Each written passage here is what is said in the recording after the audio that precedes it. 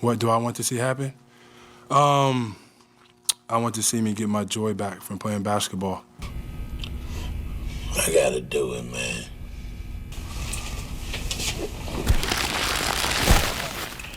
Can you get your joy back here on the court? Probably not.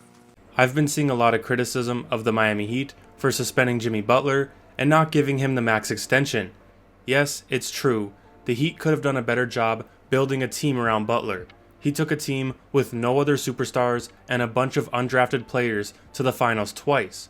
No one is denying how great Jimmy Butler is, but his trade request isn't about frustration with the team losing. It's about money. And paying an aging Jimmy Butler $113 million over the next 2 seasons wouldn't go well for the Miami Heat. It's that simple. Jimmy Butler is an injury-prone superstar that typically plays about 50-some games a season. This year, he's only putting up 17 a game, but we know when Jimmy Butler goes into playoff mode, there's not much that can stop him. But last year, he was out for the playoffs, giving the Heat another reason not to overpay him. The only reason the Heat would give him that kind of money is a reward or apology for what happened in the past, not for what he will do during that deal. But they already did that, which is why he's making $48 million this season and has a player option to make $52 million next season. But he still wants more.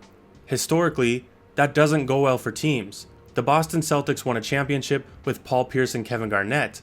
They could have kept paying them out of gratitude, but instead, they traded them to the Nets for a bunch of draft capital that turned into Jason Tatum and Jaylen Brown. Now they have a great team and another championship, with more possibly on the way. On the other end of that, the Mavericks and Lakers gave Dirk and Kobe generous deals, but there's a huge difference. They didn't just make the finals, they led their teams to championships. And Dirk took $194 million worth of pay cuts in his career to get it done. Not to mention, they were on the same team throughout their entire careers, and those deals were the last contracts of their careers. Those situations would make the case for Miami paying D. Wade, not Jimmy Butler. The Warriors didn't even pay 4-time champ Klay Thompson because, like Jimmy, they already rewarded him for his contributions, paying him when he was injured.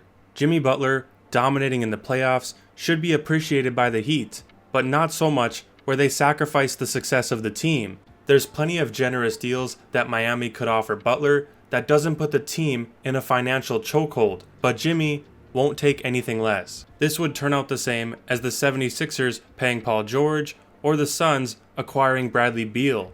It's nearly impossible to build a competitive team when you're paying an aging superstar $50+ million. If Jimmy Butler was just calling Pat Riley to the mat for not giving all his effort to build the best team possible, I'd understand his frustration. But he's not. The only thing he wants is another max extension, and if the Heat give it to him, they have no chance to win. What's seen as Pat Riley's biggest mistake was missing out on Damian Lillard, but according to reports, the Blazers never really wanted what Miami could offer. They were just testing them, which is why they asked for Bam Adebayo and Jimmy Butler himself throughout negotiations. The final deal Miami offered included Tyler Hero, Jovic, and a ton of draft picks, but the Blazers just weren't interested. Now there's other rumors swirling around, like the Blazers were sending a message to Dame since he wanted to be in Miami, or the media sabotaged the deal by putting pressure on Portland. Regardless, Miami gave it their best shot, and it didn't work out.